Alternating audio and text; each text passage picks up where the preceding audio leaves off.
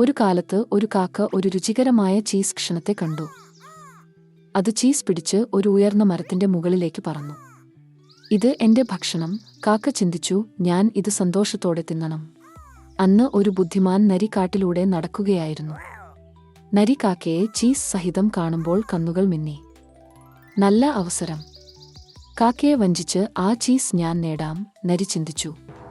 കുറുക്കൻ മരത്തിനടിയിൽ ഇരുന്നു മധുരമായ സ്വരത്തിൽ പറഞ്ഞു, പ്രിയ കാക്ക, നിന്റെ തൂവലുകൾ മനോഹരമാണ്, നിന്റെ കണ്ണുകൾ തിളക്കമുള്ളതാണ്, നിന്റെ ശബ്ദം മനോഹരമായിരിക്കണം. നീ എനിക്കു വേണ്ടി പാടുമോ? കാക്ക അഭിമാനത്തോടെ പറഞ്ഞു. ഞാൻ പാടും. നരി എന്റെ ശബ്ദം കേൾക്കണം. കാക്ക തന്റെ വായ തുറന്നതോടെയാണ് ചീസ് നേരിട്ട് നരിയുടെ വായിലേക്ക് വീണത്. നരി ചീസ് കഴിച്ചു ചിരിച്ചു പറഞ്ഞു, കെട്ടുപാടുകൾ കേട്ടാൽ ചിലപ്പോഴെങ്കിലും ബുദ്ധിമാൻ കാക്കകളും വഞ്ചിതരാകുമെന്ന് മനസ്സിലാക്കുക. കാക്ക ലജ്ജയോടെ ചിന്തിച്ചു, ഞാൻ എന്റെ അഭിമാനത്തിന് കാരണമായി അലക്ഷ്യമാക്കി. ഇനി കെട്ടുപാടുകളിൽ ശ്രദ്ധിക്കാം.